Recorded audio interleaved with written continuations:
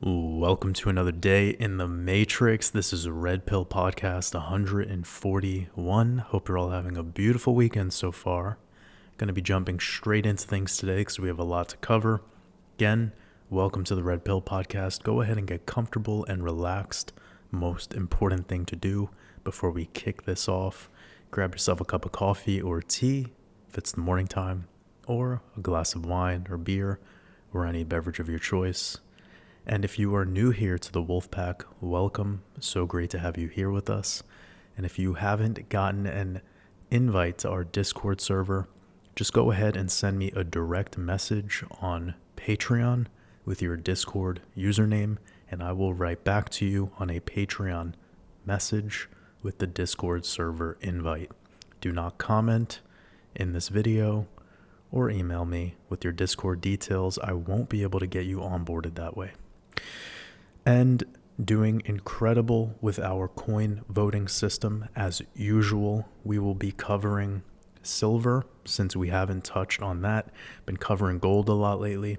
We will also be going over helium, songbird, block bank, and a stock today. We'll be going over Riot. So I hope you guys are having an amazing weekend so far. I hope you are getting settled in, because we're about to go on a journey. So, quick recap over everything that we've been talking about in the past week or so.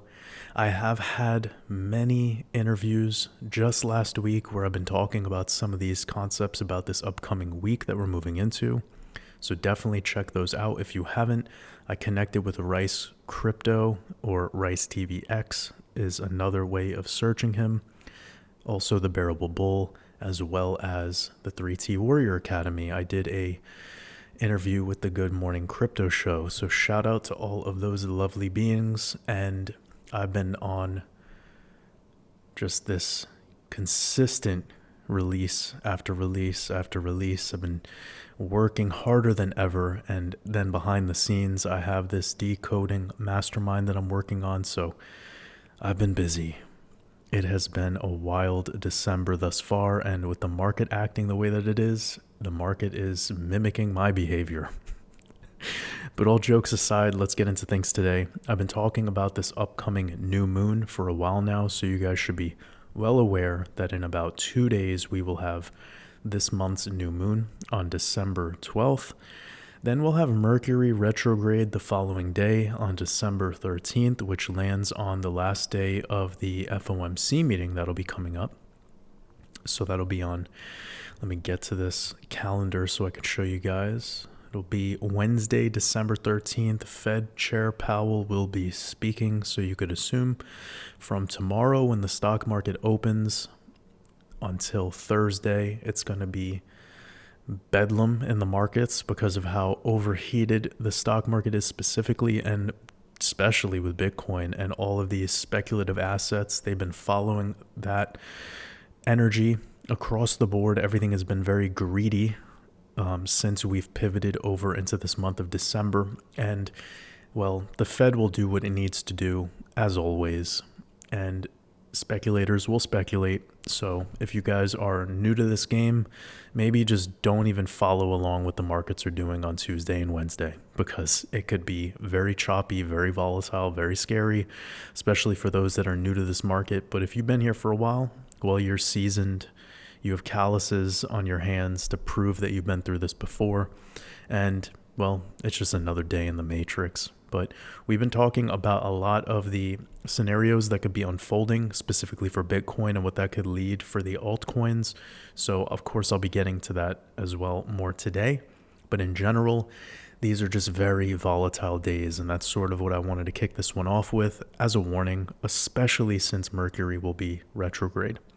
Mercury tied to finances in a very specific way, not with wealth, but with money created out of thin air, which is fiat and stocks and crypto. That's all mercurial. Very, very important to delineate the difference between Pluto, Hades, and Mercury, Hermes. All right? Gold has nothing to do with what's going on with this mercurial essence, but crypto does, because crypto is belief. It's not tangible. It's not really much of anything besides a program. And although Bitcoin does have its blockchain rewards halving coming soon and a scarcity model and all of this other stuff that you're all well aware of, it's still just fairy dust. And that's very mercurial in essence. Same thing with fiat. Crypto is fiat, essentially. So now that we got that out of the way, I just wanted to share this because we will definitely see crypto be impacted by all of that. And when I get over to silver, we'll be able to take the analysis that I've shared recently on gold and what I've just shared on silver and zoom out, and you could kind of see where I'm coming from with all of this. And yeah, it'll be comprehensive. But needless to say, we have a lot of volatility kicking in these markets into this upcoming week. We have that new moon. We have this Mercury retrograde. And the next time we'll have a FOMC meeting will be the end of January. So this will effectively be the last FOMC meeting of the year. Note, tomorrow will be starting the 50th week of the year. And that is really important because 50 is your Jubilee number. So after 7 cycles of 7 Shemitah years, you have 49 years. And on the 50th year, biblical Jubilee is practiced. So the Jubilee, which was this year. The Jubilee was from September 2022 on Rosh Hashanah, the Hebrew New Year, until September 2023, this year on Rosh Hashanah, the Hebrew New Year. So we are effectively out of Jubilee as we speak. And remember how the moment this Jubilee ended back in September 2022, right after that, the war in Israel commenced. Exactly 50 years since the Yom Kippur War. So I thought about this today since we're moving into the 50th week of this year, and I found a mind-blowing gem. If you take from this upcoming new moon, which is going to be on the 13th of this year, and you were to tie this date back to the 50th anniversary of the Yom Kippur War, which was on the 6th of October of this year, including the end date, it's going to give you 69 days. And that's very powerful because December 13th, this day that we're connecting to, is the 347th day of the year, and 347 is your 69th prime number. That's very powerful, especially because when we're talking about this a little bit more esoterically, October is the 8th month in the system. It'd be the 8th month in the Hebrew system. This date is 8-6, all right? Or you would write it 6-8. Everything gets mirrored. So you'd have the 86 days left in the year. You have this 6-8 code. That's the encroaching number moving into 69. That's how all things in this reality work with time. You go from one and then you continue to move on. So I want you as decoders to remember that. With the number 69, that means the number 68 and the number 70 are equally as powerful because they all are in that sequence. You need one to have the other. So with that being said, we know 70 must be powerful because 70 would be 10 cycles of 7. And that's why it's really interesting that on the Queen's Platinum Jubilee, which was her 70th year as Queen, it aligned perfectly with the biblical Jubilee, and then she died at 96 years old. And I know 96 is incredibly old. Most people are dying nowadays around that age anyway, so it's not conspiracy. I'm just showing you the code at play. I'm not trying to create some sort of she needed to die on this year thing. That's absurd. She's just very old. It's normal. So what I am pointing out is the code, and 69 days is 9 weeks and 6 days. And we saw that happening all throughout 2021, which was our last Shemitah year. And it's still going on into this year because on the 69th day of this year, we had the failure of Silicon Valley Bank. And in that whole week of those banking failures, it was bigger banking failures than what we had back in 2008 with Lehman Brothers. and a couple of Bear Stearns, etc. Anyways, I want to stay on track here, and I just wanted to share some decoding wisdom with everyone. How we have October 6th being 6-8, the number before 6-9, and then we have that being the 50th anniversary of the Yom Kippur War. 50 is our Jubilee number. We have this date tied back to the 13th, this upcoming new moon, by 69 days, which lands on the 347th day of this year, the 69th prime number. I find that to be incredibly powerful. Now, the next day would be your 14th. If you were to remove the end date, it's still that 69 date, as well as this date and specifically has a 69 double-digit date numerology. So if you wanted to include that, encroaching dates, it's still incredibly powerful.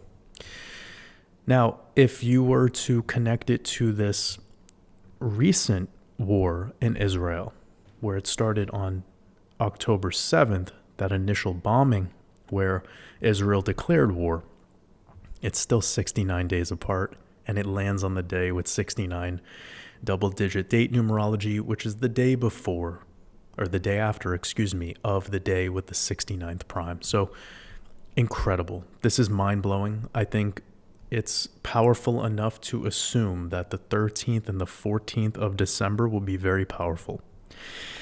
And considering we've been talking about Bitcoin into that particular date range, this doesn't surprise me. Remember, Bitcoin's current all-time high is $69,000, and Bitcoin created by the mythology called Satoshi, who is Saturn, 69 by the code. And this was all tied to the 50th week of the year, the Jubilee number, which is all tied to Saturn. And the last day of this 50th week of the year, which is the 17th of December, is the first day of Saturnalia. So that's powerful because we're talking a lot about Saturn at the start of today's episode. And everything with Saturn comes back to the number 7. Remember, the Shemitah being the 7-year cycle dedicated to the harvest. The god of harvest is Saturn, also known as Father Time. Saturnalia starts on the 17th of December. 17 is your 7th prime number. And the Saturnalia festival is 7 days. So from December 17th through December 23rd, this is the origins of what we call Christmas, Christ Mass. Of course, with this Gregorian calendar, they have made all these dates fixed, but it really should adjust yearly according to the lunar phases, similar to what you see in the Hebrew calendar, for instance, where their dates of their holidays, of their holy days, are adjusting based on sun and moon cycles, right? The Gregorian calendar doesn't do that. It just keeps Christmas on the 25th day of December, as you all know. So this is the Gregorian system. And that would actually be the day leading into the next full moon, which is on December 26th. And if there is any day that receives an incredible amount of prana, it would be Christmas. Everyone knows it. So consider that Christmas day and the full moon landing in the 52nd week of the year, as you can see right there, starting with Christmas, following into the full moon. This is going to be something a lot of you remember because we talked about this a lot earlier in the year. This number 52 and how powerful it is for our code because of the Chinese zodiac year we're in. Excuse me, I actually removed my gematria calculator by mistake. I could show you how I set it up really quickly. It's very simple. Go to Options, select 5, Close, Ciphers, Chaldean, bada bing, bada boom. Nice and easy. For those of you that need to know that. But anyways, I find this start to Christmas week being on the 52nd week of the year, as it probably traditionally is, just because of the way the Gregorian calendar is set up, but needless to say, that I find to be pretty interesting with that full moon. and that number 52 because we're in the Chinese year of the rabbit, and we have that 52 right there, and we're focused predominantly on cryptocurrency over here, and you have that 52 in Chaldean, right? I've talked about this a lot during the year, so watch my Year of the Rabbit Decoded if you haven't, and also about a month from now, I will have the new Year of the Dragon decoded. I'm really excited to get that out, but for now, I got to focus on my decoding mastermind. That's the priority. So this number 52 and this number 25 and all of that, this is making me consider what we've been talking about over the past couple podcasts. It aligns with what we've been seeing Bitcoin do in the past. So let me just pull up the charts. And what I mean by that is Bitcoin topping out into this golden pocket territory. So essentially topping out shortly after closing a daily within the macro golden pocket, and then taking around 2 weeks after that closure to top out. So that's about 14 days. And if we consider where we're at right now, Bitcoin effectively had that confirmation of closing above the macro 618 fib on December 2nd. Today being December 10th, that means we're technically on day 8 out of 15. So a full 15 days from that confirmation would be December 17th. And why that's very powerful is because that's the first day of Saturnalia. And we're talking about Bitcoin created by Satoshi, right?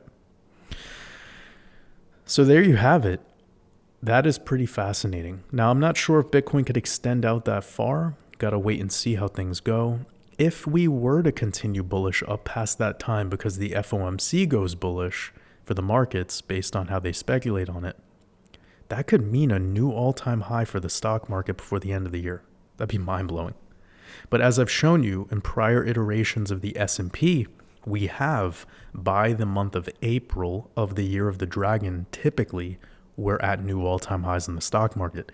So whether it happens at the end of December or whether it happens in late March into early April, as it traditionally does, who cares? It's still just how the market tends to be, moving in from the end of the Year of the Rabbit into the Year of the Dragon.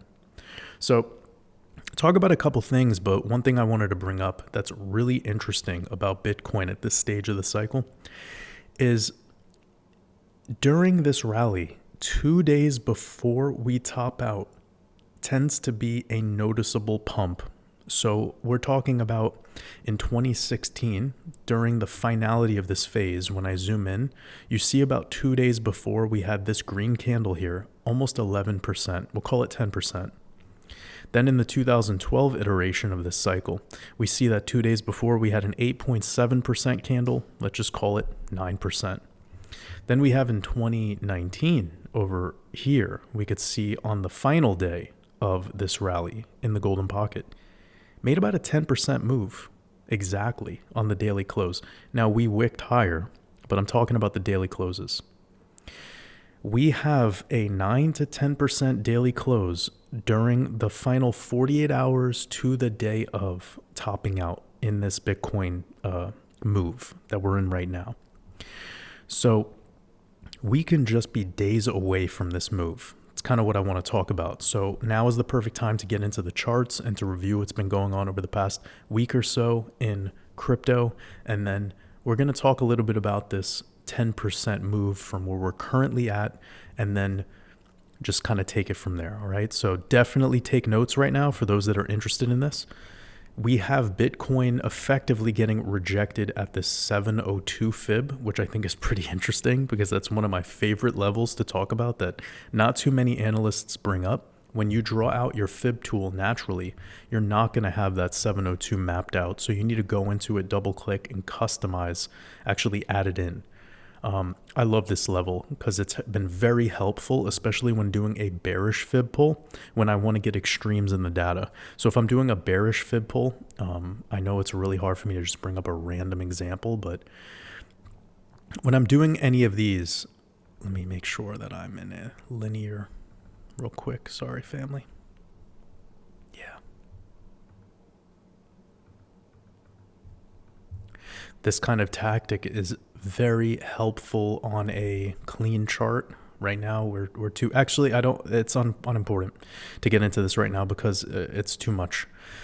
This is stuff I also already teach inside of my Crypto Mastermind course, and I also teach it at length in the advanced trading, as well as we've done it many times during the bear market, all throughout 2021 into 2022 in Red Pill podcasts. So definitely go check those out. You have access to all 140 of them. So for us to not kill time today, what I wanted to get to is the 702 is a very powerful fib level that's a little bit more esoteric. It's not talked about as much, along with the 888. So when I added in the 702 and the 888 into my analysis, it really helped strengthen my overall utility for Wyckoff method. That's kind of my brief synopsis of the idea. Just using Wyckoff alone is great, but it gets even better when you combine it with the fibs, and it gets even better when you actually know how to take where we're at in the Wyckoff stage and compare it to the fib we're at. This could really help you determine supports and resistances when we're overheated and due for a pullback, and then where that pullback is likely to go to. The same thing if we're suppressed and down, where we're likely to pump to, right? That's actually what makes my exit strategy blueprint incredibly helpful for those people that want those sorts of answers. And I only hold about 12 to 13 coins. About 50% of my portfolio is Bitcoin. The other about 70 to 75% total of my portfolio includes Ethereum and XRP and Bitcoin altogether. So I just have a venture capital bag. I don't get too caught up in the specifics of it all, but if I ever need to, everything that I do in my exit strategy blueprint is exactly what I do for myself for my de-risking plan. It's the exact same strategy. So that's what makes that Crypto Mastermind so valuable, because it's included for free within that. The exit strategy blueprint is included for free within that course. Anyways, let's keep it moving. Where I wanted to get to was having all these rejections around the 702 level really solidifies why I love that fib level. That's really all I wanted to get to. And if you've been watching along Red Pills over the past couple months, maybe the last year, you know how effective that specific level is. So we're zooming in now. We're looking at about 5 days, going on a 6th day of rejections at that level. And that means that I'm going to put my 10% move up exactly from about where we're at now, because that's about halfway through. And we're talking about a 10% move because that could be what the next major daily close is for Bitcoin, even if on the same daily candle we breach 50K. So that's telling me about 48K Bitcoin. And why is that so powerful? Because Satoshi Nakamoto, this mythology, is currently 48 years old. So think about this. Satoshi is 48, turning 49 next year. And I brought this up several times, that how once Bitcoin started trading into 40K back in the start of 2021, Satoshi's birthday and age has started to play a very critical role in the Bitcoin price, believe it or not. And I'll give one really solid example, and it's right over here, April 5th of 2022. Bitcoin hits a 47K Bitcoin on Satoshi's birthday. Let me zoom in to show you how mind-blowing this all is. So here we are on April 5th. We have Bitcoin hitting 47K on the 47th birthday of Satoshi, and it hasn't yet to trade to 47K since. Now, want to have your mind blown even more? 47 is the 15th prime number. And after Bitcoin gets rejected at 47,000 on 47th year of Satoshi's age, it corrects to 15K as the absolute low. 47 is your 15th prime number, since we have not gone lower than 15K. And I don't think we will, based on the analysis, not on my opinion. So this is pretty major. And the fact that Satoshi just turned 48 and we're moving into Satoshi's pre-Jubilee year, I want you to think about that. That if we get to 48K, not only would that be technical, but that would be right around this current higher peak. And closing the daily back at that level or slightly below that level would keep us on track for just calming down for a minute, resetting the macro RSI, chopping around like maybe the mid 30s to mid 40s for a little bit, get through the Bitcoin halving, then have blast off. That's typically what's expected. Us going higher than 57 right now is very unlikely. So if I had to give you upside extremes in the data, anything higher than 57 is hard for me to entertain past on prior Bitcoin analysis. Every single time we make it into this golden pocket territory, we sharply move up, followed by a big correction sideways. Sharply move up, big correction sideways. Sharply move up, big correction sideways, and a black swan event. So this is a de-risk time for Bitcoin. That's kind of what I wanted to hammer in for everyone. So we talked about this move 10% on a daily close. Let's just entertain 9 to 10%. This is telling me that we could definitely wick higher than 50K for sure, but it's likely to still close the daily below this golden line, below this 618 and 786. And since the 786 fib falls at 50K perfectly, this needs to be considered.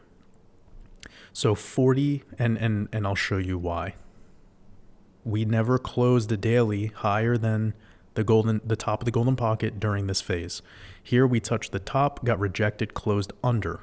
Here we barely touched the top, closed under. Here, we didn't even get close. Really. On the daily, we were still closing below the 702, which is what we're doing now.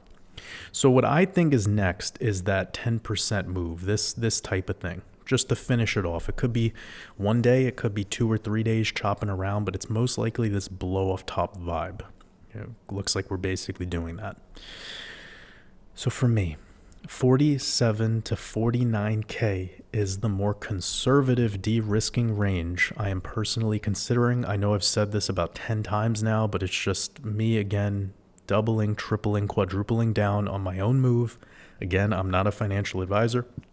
This is not financial advice. I'm just being transparent about the moves I am making. You must do your own analysis and create your own investment thesis. And here we're a community helping each other strengthen each other's investment thesis. That's what's so beautiful about what we're doing here. Nobody's following anyone. You're not following me. You're not following. You're not following. You are part of the initiative. You're a leader. This is why it's important to be self-reliant in this process. All I'm doing is helping you remember. So we have the more esoteric way of visualizing how this whole move can go. We got into a little bit of the exoteric stuff based on, the FOMC coming up. Mercury retrograde is probably esoteric, but you know what I mean. We have a rhyme and reason why this should all be completing very soon, considering the full 14 days out from this confirmation over here on December 2nd will put you around Saturday next week. I believe, make sure, or is it the 17th is a Sunday? Needless to say, yes. So it'd be into Saturday or Sunday. Now, that would actually be kind of make a lot of sense if we were to create another upside gap on the CME. So let me show you, because I think I made a call in the last video I released. Yeah, I totally did. I told everyone, this, maybe it wasn't last Red Pill. I'm not sure. You guys can quote me if needed. I do remember talking about some gap being created and that making sense eventually because we can come down and fill it. And filling it slightly below 40K would be a normal move for Bitcoin. So on the CME chart, let's just say we did make it up to 49 on the wick and we came down. We would not only be filling that gap, but I think we're probably going to get a pretty extreme move, given the way that Bitcoin got so overheated so quickly. We'll have to see. But then we could pop right back up above 40K. So let me talk about this traditional analysis while we're at it, because it's fun to utilize the past to make our projections, but more importantly, we got to work with the data that we have in the present. So we're going to be going to the weekly chart. Wow, 10% on this week. Mamma mia. So Bitcoin since the solar eclipse is up 62 per fuck. That's pretty crazy.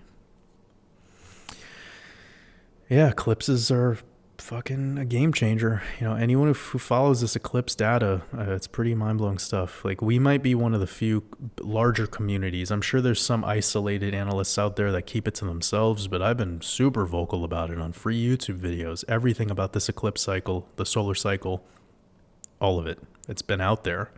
So it's pretty legendary for all of us to be aware of this specific piece of information, especially because if we go to some charts like Cardano, for instance, look at the bottom of Cardano's cycle. It was right there at the solar eclipse, and then we just flipped insanely bullish. I think we could probably see this across the board. Look at Polkadot. The bottom was that solar eclipse, and then we flipped bullish immediately. There's probably a bunch of other examples. Look, if I do area, that was our cycle low for Cosmos. It was on the fucking solar eclipse. Flip bullish. This is mind blowing, family. Mind blowing. Theta, same. Zilliqa, same. Look at the Chainlink breakout. Chainlink was sideways for almost 600 days. Like 520 days. Then the day after the solar eclipse, just straight line breakout. You can't make this shit up. It's unbelievable. Anyways, getting back to this, we're doing traditional analysis on Bitcoin. We're looking at the weekly chart, green candle. So just on candlestick analysis, we're fine. Probably getting a little overextended on the RSI, so I'm going to pull that up. Yeah, we're sitting at 83. Okay, that's like very overheated. What is fun now is we're going to go back into the past and see kind of what level we were topping out at on these prior automatic rallies. So we have over here, we can see the highest we got around July 2019 was 80. Oh man, we're overheating. So we're going to go over here to this. I want to say it's, yep, right there. And what we hit was 84 RSI on the weekly. All right. Let's see. Is it over here? Yeah. 84. Okay. So we're seeing a pattern. It's around 84, 83, 84. Today we're at 83. Oh, shit. We're a week out. We're like days out, guys. We're like literally days out from topping. Like every single time the RSI is matching up perfectly. And we're not looking at a 4-hour chart RSI here. We're looking at a weekly RSI. Let's keep that in mind. Ooh, okay, yeah. So with this, now I know some people entertain these golden crosses. I don't really consider them too much. And typically Bitcoin does the opposite of what they do. So when you're getting this 55 crossing above the 200, I know a lot of people use the 50. I always use the 55 simple moving average. That's just what I do. I'm a big fan. Well, I'm the creator of this cross of the 8 simple and the 55 and calling it the wolf cross. That's been something I've been doing since the beginning. And when we get that, that's an incredibly bullish signal, especially on the weekly, bi-weekly, monthly candles. And right now, yeah, I mean, the fact that we're overheating on the RSI and we have this, you could consider a golden cross if you wanted to with the exponential, but the fact that we're getting that, that's going to probably be something that maybe some other analysts talk about. Everyone seems to show up out of the woodwork and start talking about that cross when it's happening, and that's never been a bullish signal. It's typically the end. It's the opposite move occurs. So yeah, that would align very nicely with my anticipation of a correction coming soon. And when we talk about correction, I hope that everyone remembers, we've stated that going close to 30K, like maybe around 32, 31, wouldn't be weird because we can see at least a 40 to 50% correction out of all of these iterations. So that won't last too long, I don't think. I mean, the lows, that if we were to go up to 50, for instance, and measure a full 40%, that would be putting us back at around 30,000. That probably won't last too long, that low. Most likely we'll get bought back up and trade between 35 to 45 for like 5 to 6 months. And take a sip of water real quick. But during that time, it's going to be an incredible opportunity to strategize how to effectively build a solid altcoin portfolio. So I hope everyone gets that. Like, we have so much more to consider, even with Bitcoin doing this volatile move and staying sideways for so long. That's going to be the most prime time to be really getting involved in alts, right? So Weekly analysis looking pretty damn good across the board. Bullish, but very overheated in my opinion, based on prior reads of RSI around this phase. Let's look at where our EMAs are. Okay, everything in bullish posture, 8 above the 13, above the 21, 34, and the 55 is creeping up. It's effectively crossed the 200 exponential, and then we just have this 200 simple sitting at around 29,000. So backtesting the 200 simple is something we see on extremes. Like we saw it at the C19 crash, even though we overextended below it on these tails, we got bought right back up to the 200 simple. So we're talking about Black Swan event level shit, and we still get bought back up above it on a weekly chart. So we could have a dramatic move to the downside and get bought back up. That's normal. Now, at this phase of a bull run, it would be weird to see us trading many weekly candles below the 200 simple. So that makes me confident if the 200 simple is sitting there at effectively 30K, even if we came down as low to backtest it, which would be like a 42% correction, we'd most likely be holding it in general. And that was a prior resistance level. So that would be good for us to backtest there anyways. That'd be a really good place to reaccumulate Bitcoin as well. We're going to go to the 2-day because I believe we have a 2-day close coming in. And Bitcoin's been on four 2-day green candle closes in a row. Today, if we were to close this bullish engulfing, I don't really think that would bring much of a problem in general because we're so overextended above the 8 simple moving average. So those people that only do candlestick analysis, I'd be careful because it could get dangerous sometimes if you're not using EMAs or moving averages in general. Also, if you're not using the Bollinger Bands. So right here, you can see what I'm saying. If we were to get a bearish engulfing candle, we would effectively still be trading on the outside of this topside band, which is not weird at all. We would be like kissing it. And after having 4 green candles closing above it, that's expected to chill out for a little bit. So what we're seeing right now with Bitcoin is completely normal. But again, this is not a place to be making long trades. Like you're within top zone anyways. And I hope people are aware of that. For those traders out there, like this is not a time to be going long. And be careful with all this 100x, 200x shit that people play around with. Like it's fun. It's cool, I guess, if you like to trade that way. But that's a good way to drain an account. It's a good way to get started. Have 10 winning trades and then just have one trade that goes south and wipes you out. That's not the way to do it. All right. So across the board, even on this 2-day, this is looking pretty good, even though we're getting this slight bearish engulfing candle. Now, we're looking at the daily right now. Again, bullish posture across the board. We have, we're quite above the 55 also. That would be a good level to hold in general if we were to have a more dramatic pullback. Also considering that it was about 3 weeks of rejections before we had that breakout, and that 55 is going to align with that level of those 3 weeks of rejections, prior resistance, pretty soon. I would say within the this week. So keep that in mind. Okay, there's not really much for me to say because we're aware of the upside targets, most likely, and we're aware of the correction. If we were to have a deeper correction, also be situating you perfectly on these 200 moving averages.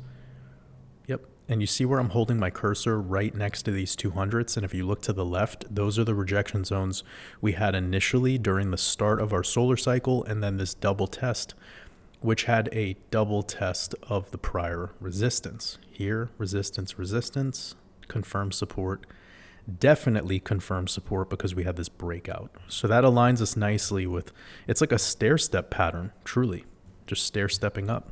And if we were to come back down to 30, that would backtest the prior resistance, confirm it as a new support, and then we would keep it moving.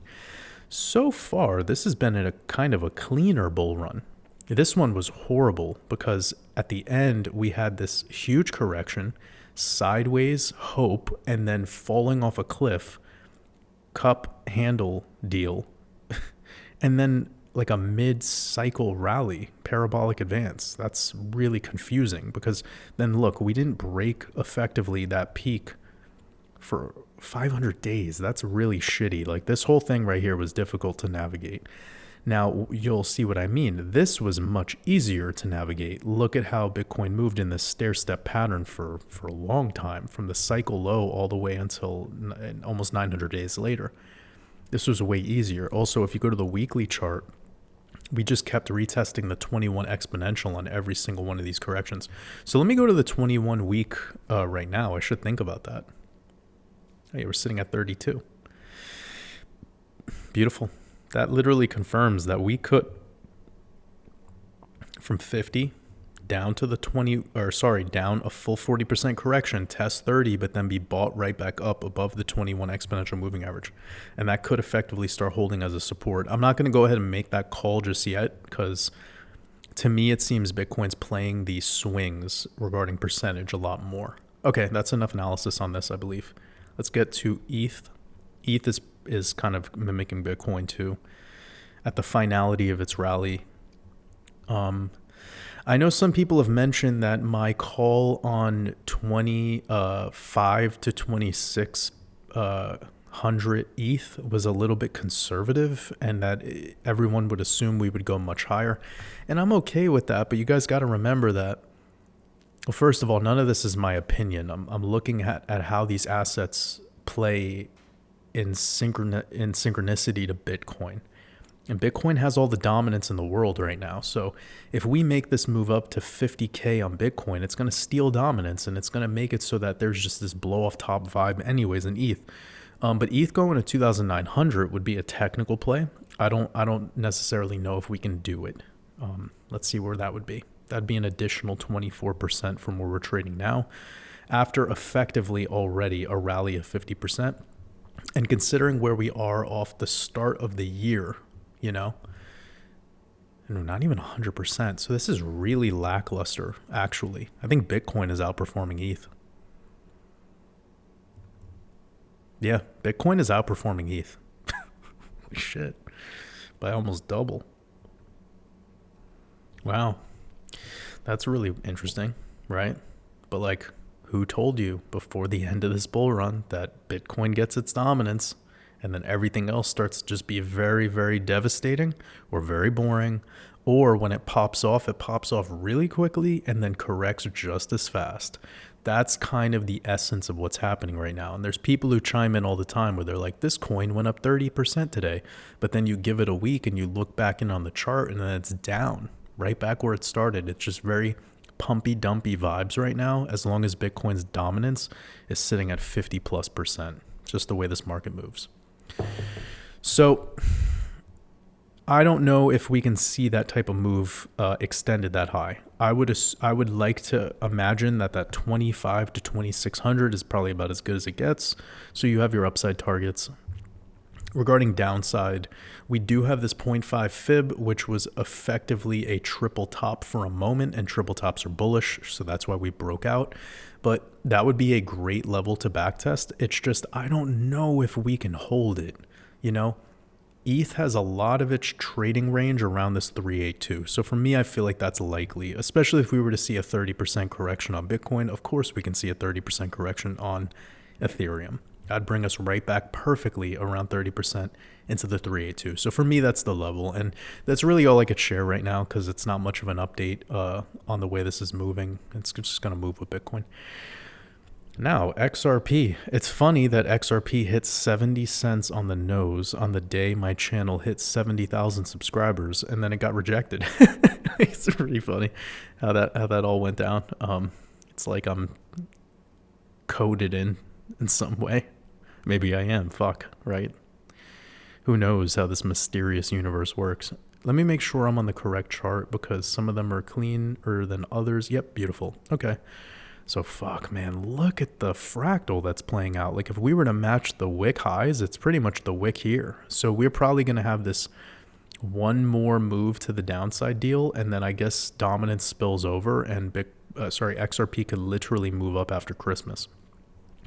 And between Christmas at clearing 70 cents to the new year, it could break $1. Like, literally.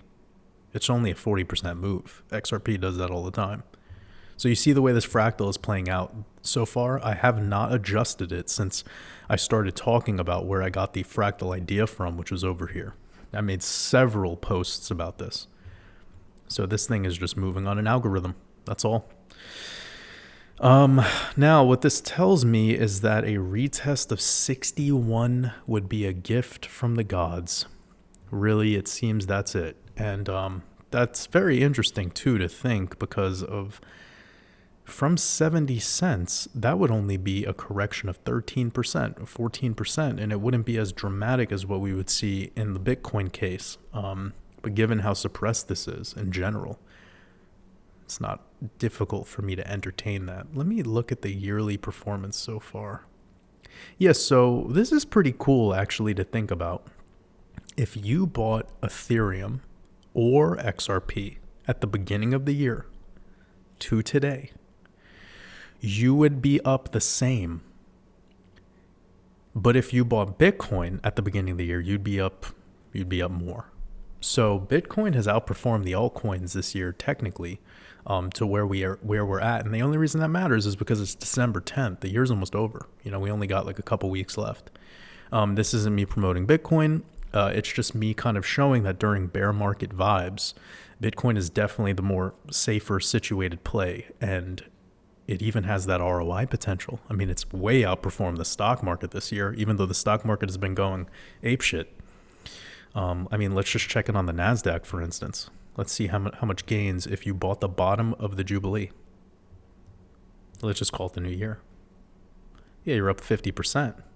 So still, it's better to be in Bitcoin. Bitcoin outperformed this by 3x. Pretty crazy. So now we've learned a lot by being in a bear market, like how to do this game. It's better to buy the Bitcoin bottom and just chill and learn and really gather intel and then take action in moments where you see opportunity, when there's extremes. When you're seeing an altcoin down 95, 99%, well, then have fun. It's the gambling casino, but what's the worst that can happen? It goes to zero. If you played venture capital, you were anticipating zero as an opportunity too. So getting back to this, I do believe we should do some regular technical analysis. 1 second, family. All right, let me take a sip of water.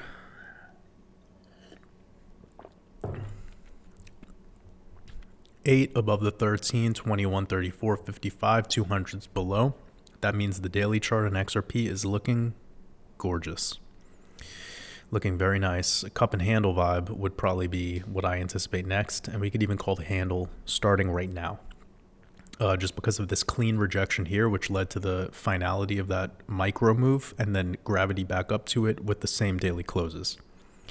So situating back into this range between the 34 exponential and the 55 exponential would be in alignment with those trend lines that I talked about and the fractal, as well as the technical play on the EMAs and the SMA. So yeah, 61 wouldn't be weird to have that confuse the fuck out of people and then just boom, just straight line breakout on XRP. And if it did it now, who cares? Great. If it does it now, it doesn't matter to me. All in all, I have already positioned myself in this thing. I don't know if I'll accumulate any more just because I think there's a little bit more ROI opportunity in some other stuff.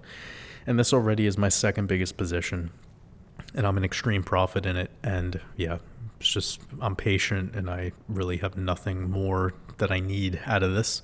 But for people that are brand new and waiting to get in, consider some of this analysis. And also please, one thing that I think is very important, please stop DMing me, asking me when to buy something. That's really not respectful of my time. And that was never what this was all about. You have a full community of people that you could share where you're at with your knowledge and your current, experience. And they can share some analysis if needed. But we're really bogging down the DMs with these general questions that are answered within this is not the best. I know we're at that time right now where people are getting antsy and they want to know, is XRP going to have another pullback to this level or is it going to do? It's it doesn't matter. It's what will you do about it? That's actually what's most important. So if you don't have a properly developed investment thesis, then the answer that I'm going to give you doesn't even matter, actually. You see? It's just the wrong question. It's important to ask effective questions. And we have a full community of people that could chime in on this and share their gnosis. I'm already doing my part, creating these really lengthy, highly detailed, unique forms of analysis to share. So be respectful of my time, and I'd appreciate it. And just for the sake of developing more self-reliance in yourself, this is about you building skills. So with this play right here, I could see a retest on the 55 if things were going to get a little bit more extreme. Where that would be is about a 7 to 8% pullback. That's really nothing, considering this daily right here was 6%. Over these 2 days, that was an 8% pullback. So we could definitely see a couple of bigger red days. It doesn't have to be right now. It could be after the FOMC. It could be on the 18th of December, or the 20th of December. And then we can see it flip insanely bullish after that. That's kind of what I'm feeling more in my intuition. And also, some people asked about my de-risking targets for XRP. Right now, I don't have any because I'm just going to ride this out until the next bull run, which is about a year out when I'm expecting big prices anyways. So I already made my mid-year play on XRP when it did this move to almost, $1. I'm done now making these shorter term moves. I don't want to burden myself with it. Let me move on to silver. Quick analysis on this.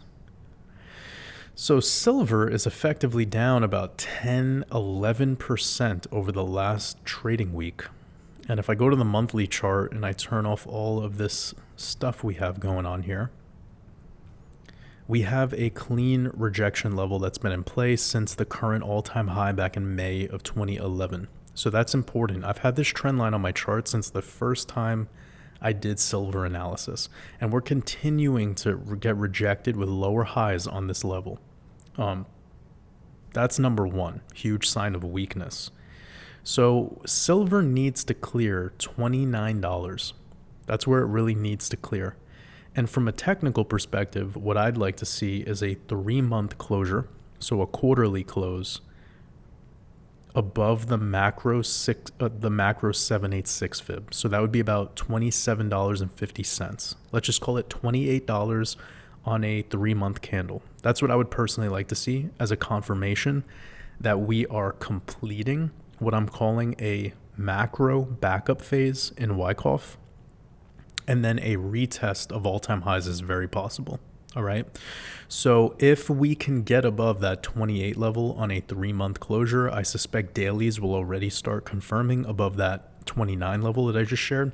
And then we can move up sharply from there, very thin air, to get back to 45, 47, 48.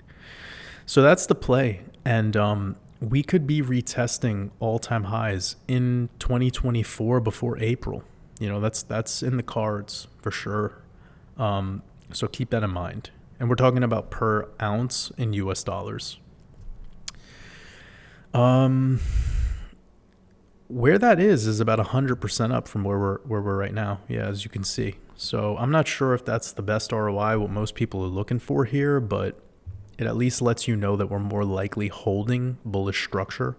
We're more likely heading into a retest of all-time highs, and we're also likely to go into price discovery in 2024.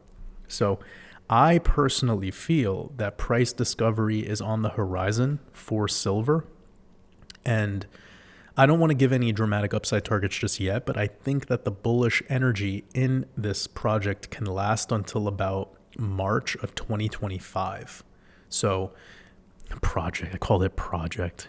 Hear me? What the hell am I turning into? Sorry. You speak for 50 minutes and then it gets off the rails. But anyways, jokes aside, I do think that we could see silver get into price discovery during this upcoming year, and then probably pretty bullish into Q1 of 2025, right there into the year of the snake. Okay, so I'm going to move on. I'll do silver analysis again when we start making some of these confirmations. But for now, we're just chopping in a range. We have this big symmetrical triangle playing out. Got to let that hit some of its confirmations. And honestly, you know how this can go. This thing can move up to 29, get rejected, come back to test the outside of this trend line, which would be insanely bullish, and then bounce from there. So it'd be something like this. And then we'll move on. But I think this would be helpful analysis for everyone. So essentially something like this. We come up, get rejected. Now we start holding this. Kind of like that play. Hope that makes sense. We'll touch base on this in a couple of months. All right, we have helium up 15% today. Jeez Louise. See, like projects like this, like they can just pop, but we have to be honest. Since launch, it's in price discovery to the downside. This thing is 90% down from all-time highs, and it lost 98% of its value in the bear market. We have a very clean trend line right here. Yeah. That's in its breakout. I mean, this would be a little bit more touch points. Yeah, that'd be a lot more touch points to consider. But it's really this back test right there on the horizontal level that would have been a signal of final accumulations. So it's right here. I'm going to mark them off. This is why when I do TA, I always mark off levels horizontally, not just trend lines diagonally. So you see this was the range of support. Once we back tested this final low on the range, which turned out to be a back test on this major trend line on the outside, that was a signal. And then we have this level right here. Once you break above your peak, you're now confirming higher lows and higher highs, which is trend reversal. So I want everyone to consider, I'm going to remove this line now. I'm going to remove this line. I want everyone to consider now where we're going to pull this fib and see what these numbers are giving us. So we are right at the 382, and when you have your finality of an automatic rally is when you start closing macro candles above the 382. But in crypto land, you can come up to the 382, get rejected, and come right back down.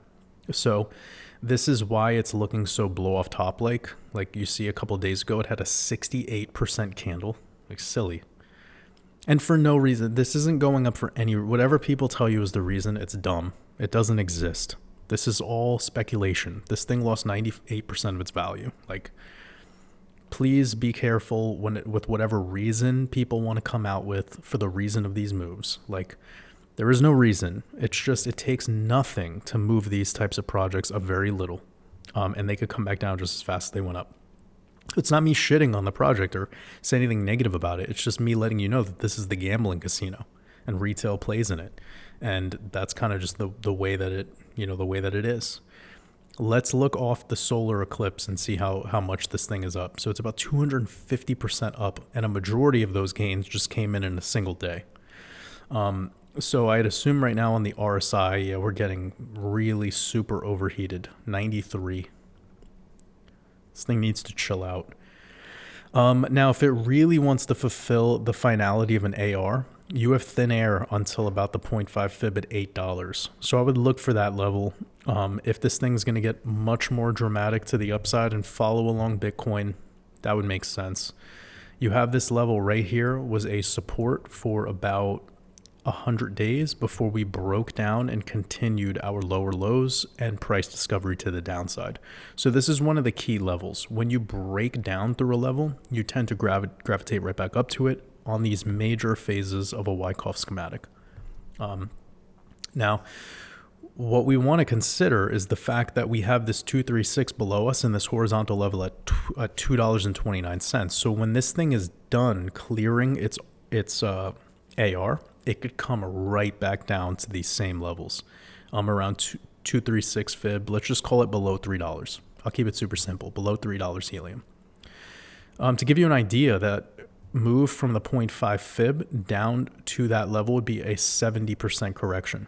Now, if we were to, I could just look at a couple moves real quick here. That was a 67% correction. So it shows you that this is absolutely possible. Also, we could look at even some of the biggest players in the market and show where we've seen these types of moves. So over here, this is Chainlink, moves parabolically. Then we have a 68% correction. Over here, this was your C19 crash, but still consider 60% correction. Over here, end of an automatic rally, 68% correction. Over here, do you see the theme? Over here, 60, it's like the 60 to 68 to 70% corrections is a normal thing in crypto. So if it was to move up dramatically to this level, get a little bit within this zone, 70% coming right back down below the 236 fib, and on this important level that we were rejected on, tried to hold the support and then went parabolic after we broke through. To me, that's a crucial level, and it wouldn't be weird to come all the way back there. So where this is at right now isn't the area to start getting excited. This is like FOMOing in close to the top type of energy. Just letting people know. I would be very surprised if this thing starts getting above 10 right now. Just with the way everything's happening and how overheated this daily RSI is. So that's my local analysis. And then I think, could this be an opportunity if it was to pull back to $2? Why not? I mean, a retest of all-time highs is about 2,300%. And if you watched my interview that I did with the Bearable Bull, I talked about how most altcoins have about a 1,500 to 2,500% move in their final moments of a bull run. When you're taking from the prior lows, wherever those lows were, in that final pivot. I know this kind of sounds confusing, but I spoke about it, I think, with the IOTA chart. I think it was with the IOTA chart. Anyways, that's the point, is about 2,000% is very normal. So if this thing did not even break all-time highs, but it just came back within all-time high territory off of the $2 level, that's a buy and hold, you know? That could be completed next year. It's very normal as well. So even though we do have these 70% corrections along the way, we have a dramatic amount of upside potential because it's venture capital. So interesting what's going on with helium. I'm aware of the miners, and I even had a friend that was into them. But the chart is horrendous, and this move that we're seeing right now, it's kind of getting into this FOMO energy. And a 70% correction is very likely based on the way alts move at this stage of the cycle. And if it has any more life in it, it could potentially move to 8. I would be surprised over 10. Okay. Let's go to Songbird. Same exact vibe. Like literally, it made it to the solar eclipse and then it pivoted off that level and has just went parabolic since. Not a very impressive chart. This thing lost 99.3% of its value. It has no value left. And since it's pivoted, let me guess, 500%? Okay, yeah, just 200. So yeah, this type of stuff that we're getting, it's very sporadic, it's very dramatic, and it would not make me as an investor feel confident unless I'm like total venture capital, like 1% or less of my portfolio. Because we have just perpetual lower lows, no structure. This is very unsafe feeling, let's just say. Let me get rid of this fib now, though, because I suspect we've pivoted. I mean, you can't lose much more than 99% of your value. I get it. This is tied to Flare network and all of that, but come on, guys. Like, it lost 99% of its value. Like, just, it is what it is. Rejection on the 236 is not ideal. If you see right here, since it got to around this level, we had rejections for 90 days before continuing its price discovery to the downside. So we made it back up to a level that we were trying to hold and couldn't. And now we're getting rejected off of it. And it's perfectly at the 236, which is a fib level that is normal to be the make or break between, is this going to have an AR or is this not going to have an AR? And that's pretty much what we're seeing. But given the fact that this is very like shitcoin-like chart, we could have out of nowhere some liquidity inject and send this straight to the 382 to complete its automatic rally. And then here we have another stair step of days of about 130 days of sideways before again breaking down. So this thing has been stair stepping down after hitting one of these, you wouldn't have known until you pulled the full fib, but that's why fib levels are so incredibly helpful. They do a lot of the work for you in mapping out these zones. And as you can see on this logarithmic chart with this logarithmic fib pull, that's what you can have essentially between each fib level. You could just have a parabolic advance, rejection, and hold sideways. The same way we had it go each level down in a stair-step-like fashion. So this is ultra speculative venture capital. I would not hold more than 2% of this in my portfolio, especially with this type of chart performance, and no prior data before like the C19 crash or the 2017 cycle. It's fairly new, so it's a big bet. Now, going up into the golden pocket, you're looking at about a 10x, and to make it back into prior all-time highs, yeah, you're talking about 3,000% move.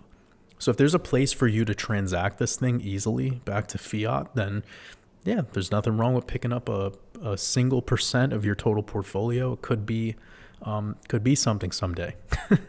But for now, yeah, not really that impressed. We're going to be moving on to Block Bank. Oh, all right. Mamma mia. This thing is up 3,000% over the past 200 days. Fuck. Okay, but it's funny though, because this chart started and looks so similar to the Songbird chart. This crown top distribution, like off the bat, and then price discovery to the downside. But now that price discovery is over because holy shit, it lost 99% of its value. Yeah, okay. So this is very similar in that regard. Let me draw. I need some structure here because it's too much. Even you see these big liquidity injections that we're getting. Boom, boom, boom. It's not. Okay, right here is crucial level. Okay. Mamma mia, this is crazy looking chart. I like charts like this sometimes because even though they look like shit, they're pretty fun. All right, getting straight to the 702. This thing could keep moving to the top of this golden pocket around 10 cents. And then I mean, it's pretty much done the whole rally that I was telling you could be happening on the Songbird play into the next bull run.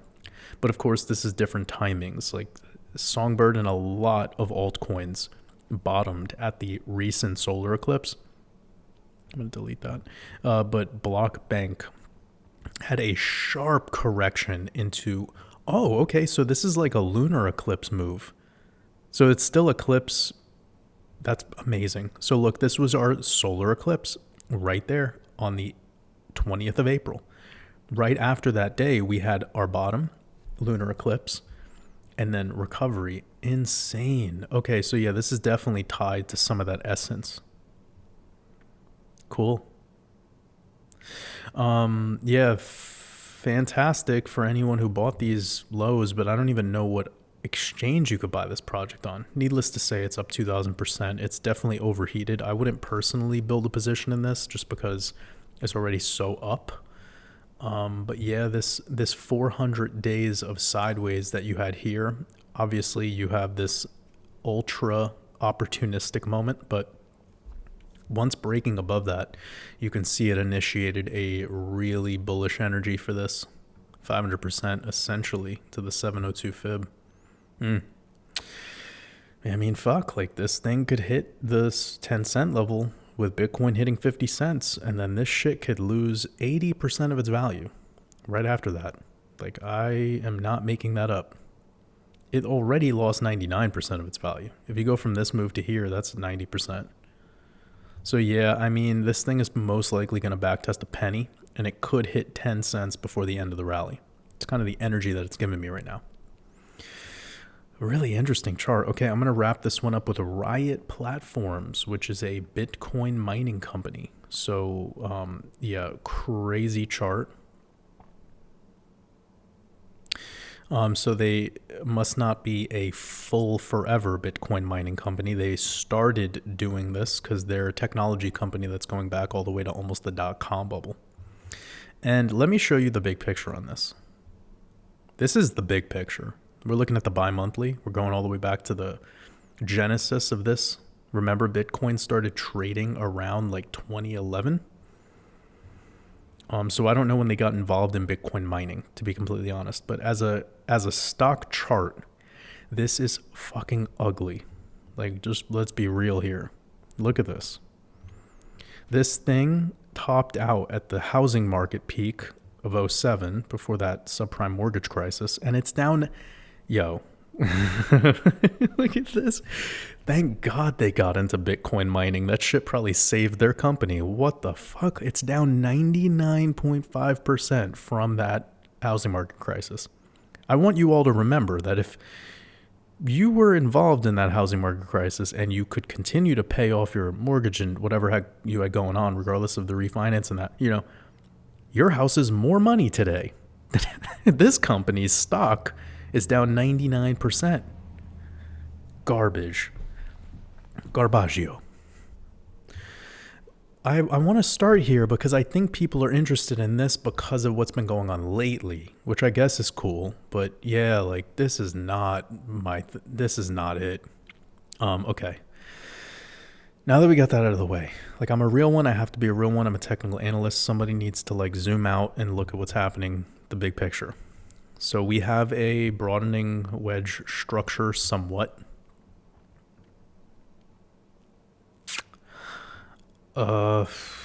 Okay, so C9, when did they start mining Bitcoin? That would be interesting to know. I don't really care though, because it's not really that helpful for me. I mean, these sorts of charts they're rough.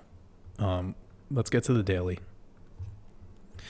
And I'm going to go ahead and assume if you were involved in this when they got involved in Bitcoin mining, then you were able to make a fuck ton of money on the upside, but probably way more losses on the downside. So let me examine this. This is your Bitcoin all-time high that we had in 2018, late 2017 to be specific. This thing, okay, lost 97% of its value. Bitcoin did not. Bitcoin lost about 84, I think. Then on this automatic rally, this thing went up 347%. Let's look at what Bitcoin did. It's pretty much just as much. Okay. Now let's look at the losses from here, the all-time high, down to the C19 crash. 98% of its value. Already a long-term poor performer, as I showed you before. So way better to hold Bitcoin than this stock, clearly. Now, although unfair to consider, the price discovery of this top to the next top was 72%. But let's just say you bought the Bitcoin all-time high, like you were one of the 20 people that did that in 2017, and you held to the next cycle. You were up 250%. This thing, 72. I know I'm pointing out mostly flaws right now, but I think this is going to be dramatically valuable for everyone here. So there you go. Like really not that great. But if you time this right, like a trader, which is like kind of how you have to treat XRP. If you timed XRP right as a trader over the last 5 years, you could have made yourself a multimillionaire easily. As a trader, if you knew how to get in and get out. But if you don't and you're just hodling for life, you're never going to really make profit from the thing. This is the same situation. So let's see off of the backup phase, we got about a 2,800% gain. That's pretty mind-blowing. Let's take the whole cycle. Not even basically a 2,000%. Bitcoin gained 2,000% from the selling climax lows of the prior cycle to the current all-time high, 2,000%. This thing obviously had way more opportunity, but again, who wants to deal with that chop? Unbelievable. So yeah, this thing, and I think I started off this more local analysis with that idea that this has way more losses and possibly more gains, but we could see it in certain vantage points that might not be true, which makes Bitcoin better to hold. Okay, here you have off the current all-time high of Bitcoin around that time to the current swing low, this thing lost 95% of its value again. So it's like holding an altcoin, right? It's like holding an altcoin with less gains than an altcoin. So let's look at where it's at to today. Got about 80% down from its all-time high. Bitcoin is effectively 37% down from its all-time high. Again, better to hold in a bear market, regular Bitcoin than some sort of mining stock. Now, if we were to take off this double test over here and go up. This thing is up 300%. Let's look at Bitcoin off of our similar pull, 140%. So you got a little bit more ROI potential here. Now, what I would be cautious of is you see how this thing was only up about 70% from this prior high to this prior high. Well, if we were to take the end of the year, okay, and see where the top of this broadening wedge pattern is, and make a slight, let's just say we go slightly up. We make it to $100 a share, okay? Just assume. And I also want you to assume that if Bitcoin was to go up more, by the way, Bitcoin's outperforming the micro automatic rally compared to Riot, but that's just a side note. If this thing was to double top soon and then lose about 40, or let's just call it 50 to 60% of its value to be fair, off of there up to slightly above, about 90, so it's about a 10x. That would be if you could get out at the blow off top. So this would be, in my opinion, a distraction, because 1,000% you can do on hundreds of different altcoins, many of which have a future technology that is way more, impressive. Yeah, this type of chart is not the one. So yeah, I'm just being real. I think this is, if it's been everyone getting really interested in this lately, I assume that means that there's probably some influencers out there that are talking about this, for whatever reason. I hope they've also zoomed out and showed you this chart, which is very awful. And if this is getting on people's radar, there's nothing wrong with that if that's something you want to play, but I would say that this is a distraction. I would not feel like this would perform up to the 1618 fib in the macro. I don't think it will be getting back to those territories. Here was when Bitcoin just started trading, by the way. So getting into Bitcoin at that time, you've been up like 90 million %. And this thing from then till today is down 85%. So it's a distraction away from investing in Bitcoin. It's a distraction away from investing in most altcoins. It's a distraction in general, because you would have been better off investing in Apple stock or Tesla when you're just considering when you're considering it as a stock, right? You look at Microsoft's chart. I mean, if you got involved in Microsoft after the subprime mortgage crisis back in 2009, you'd be up 2,000%. Holding just as long since this crash that happened on Riot. So yeah, I hope that helps. I hope people enjoyed today's Red Pill podcast. A little bit spicy, but needed. Next week, we will be doing what we usually do, but it will be after all of this FOMC and Mercury retrograde and all of that stuff. So we'll have to see how that all goes down. I will keep you guys updated during the week if needed. Don't worry about that. I definitely will, but I feel like today's podcast should be filling you all in enough. So enjoy. Appreciate every single one of you. Much love.